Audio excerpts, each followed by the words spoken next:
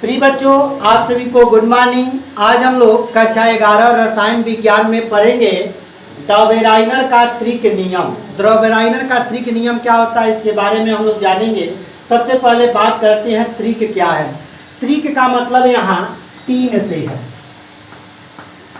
यानी डॉबेराइनर ने सन 1800 में ये बताया था कि प्रत्येक तत्व का एक रासायनिक निश्चित प्रवृत्ति होती है, यानी उनका जो गुण होता है एक निश्चित गुण होता है। उसके बारे में बताया था सन 1800 में।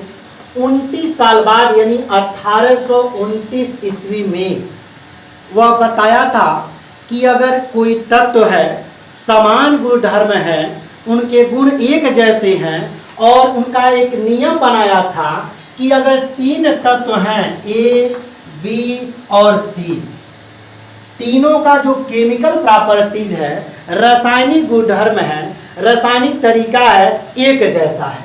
तीनों को परमाणु भार के बढ़ते हुए क्रम से व्यवस्थित किया था। ध्यान रखिएगा, तीनों को परमाणु भार के बढ़ते हुए क्रम में व्यवस्थित किया था। अब उदाहरण की बात करते हैं। मान लीजिए ए का परमाणु क्रमांक हम यहाँ पर 1 रखते हैं, दूसरे का अब क्या होगा इसकी बात है। उसके बाद अगर यहाँ 2 है, ये 3 है। ये 3 परमाणु भार के बढ़ते हुए क्रम में व्यवस्थित किया था। तीनों जो तत्व है ए, बी और सी है, परमाणु भार के बढ़ते हुए हैं।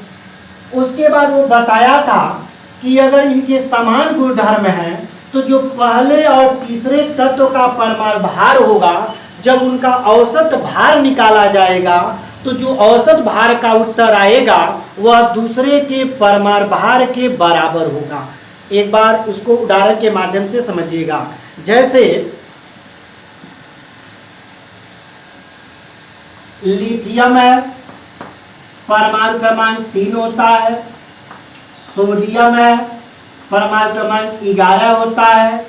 पोटेशियम है, परमाणु क्रमांक 19 होता है। ये फर्स्ट ए वर्ग के तत्व हैं। बाकी उसके बाद से सीजियम है, फ्रांसियम है, और उसके बाद से परमाणु भार सोडियम लिथियम का 7 होता है। सोडियम का क्या है आप खुद निकाल के बताएंगे। पोटेशियम का परमाणु भार जो होगा 39 होता है। उसके बाद से बताया था तीनों के केमिकल प्रॉपर्टीज एक है, इसीलिए एक वर्ग में रख दिया गया। लिथियम को लिया प्लस सोडियम को लिया प्लस पोटेशियम को लिया, और तीनों को परमाणु भार को लिखा 7, 39, और इनके दोनों को योग करके निकाला 39 7 46 होगा।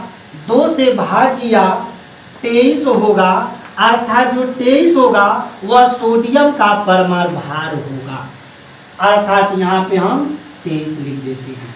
यह डॉबेराइनर ने 3 तत्वों को एक साथ लेकर व्यवस्थित किया था, इसीलिए इसके नियम को डॉबेराइनर का त्रिक का नियम या 3 समूह वाला नियम भी कहते हैं। एक बार और समझिएगा। 3 तत्व को परमाणु भार के बढ़ते हुए क्रम में व्यवस्थित करेंगे। उनमें जो फर्स्ट और थर्ड होगा उन दोनों का परमाणु भार का योग करेंगे। योग करने के बाद से 2 औसत निकालने आता होगा। कुल संख्याओं का योग बटे कुल संख्या से भाग कर देंगे। जो आंसर आएगा वही हमारा वह दूसरे तत्व का परमाणु भार होगा। एक दूसरा उदाहरण के माध्यम से बताते हैं। क्लोरीन, ब्रोमीन और आयोडीन। क्लोरीन का परमाणु भार 127, ब्रोमीन का परमाणु भार 35.5 होता है, जबकि ये समस्थानिक का औसत भार है वास्तव में।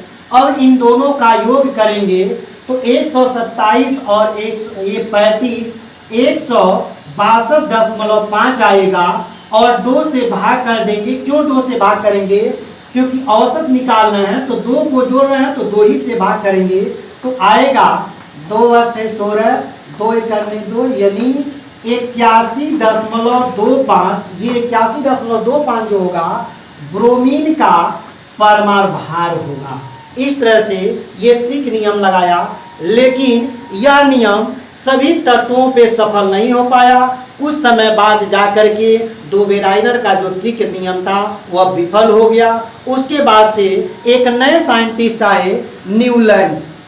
न्यूलैंड ने क्या बताया इसके बारे में हम लोग पढ़ेंगे।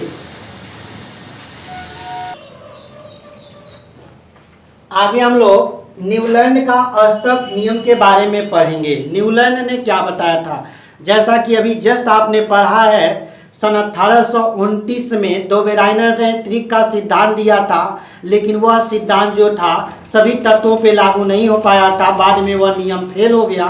उसके बाद से 1863 में न्यूलैंड ने आए। न्यूलैंड ने बताया था कि जिस प्रकार संगीत के 7 स्वर होते हैं और पुनः 8वां जो स्वर होगा वह पुनः पहले के व्यवस्थित क्रम में रखा जाएगा। यानी जो 8वां स्वर होगा, हम संगीत के 7 स्वर लिखते हैं। पहला होता है सा, उसके बाद से रे, गा, मा, पा, धा, नी, 1 2 3 4 5 6 7। अब उसके बाद से जो भी कोई ध्वनि आएगा वह हमारा 8वां यानी सा होगा, जो पहले के गुण से मिलेगा। यानी पहला जो लिखा गया है वही हमारा 8वां होगा।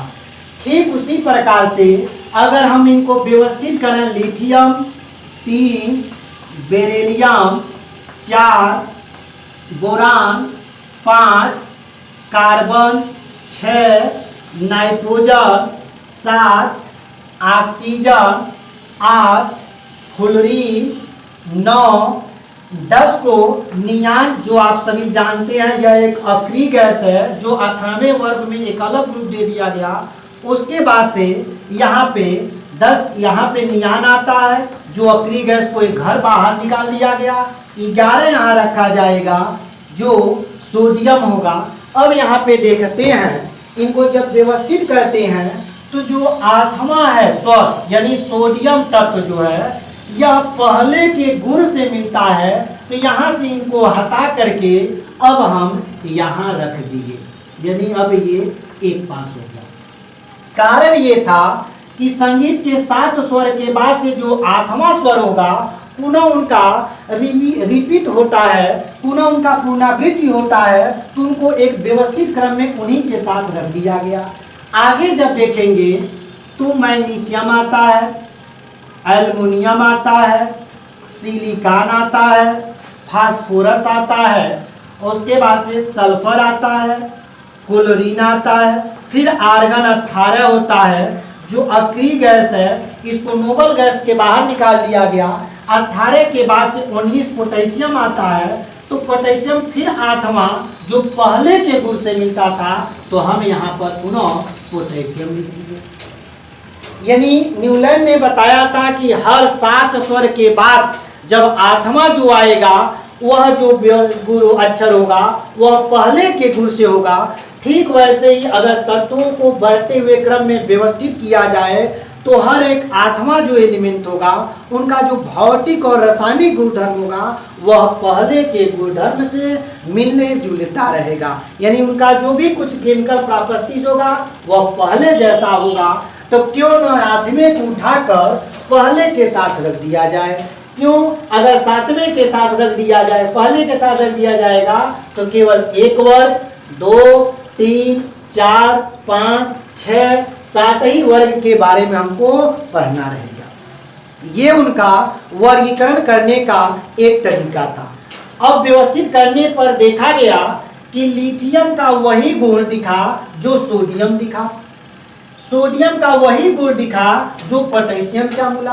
अर्थात लिथियम जब एक इलेक्ट्रॉन त्याग करता है तो Li+ बनाता है। ठीक उसी प्रकार उसी वर्ग का जो दूसरा तत्व है सोडियम, वह भी एक इलेक्ट्रॉन त्याग करके Na+ बनाया। उसका जो तीसरा तत्व था पोटेशियम भी 1+ त्याग करके पोटेशियम धनायन बनाया। अब बात करते हैं दूसरे वर्ग के तत्व का। बेरिलियम जब 2 इलेक्ट्रॉन त्याग किया तो बेरिलियम पे 2+ चार्ज आया। ठीक उसके नीचे जो मैग्नीशियम था वह भी 2 इलेक्ट्रॉन त्याग करके मैग्नीशियम 2+ चार्ज बनाया। ये उनका व्यवस्थित करने का तरीका था। फिर ये आकर के कैल्शियम के बाद से यानी परमाणु क्रमांक 20 के बाद से आगे के तत्वों पर यह नियम लागू नहीं हो पाया। जब आइसोटोप्स यानी समस्थानिक की खोज हुई, आइसोबार आया, समबारिक का खोज हुआ, समन्यूट्रॉनिक आए, तो उन सभी तत्वों पर यह नियम फेल कर गया यानी विफल कर गया। उसके बाद से यह नियम को बंद कर दिया गया। उसके बाद से मेंडलीव का नियम आया, जो मेंडलीव ने अपने नियम अपने तत्वों को परमाणु भार के बढ़ते हुए व्यवस्थित क्रम में बताया। इसके बारे में हम लोग नेक्स्ट वीडियो में बात करेंगे। तब तक के लिए धन्यवाद।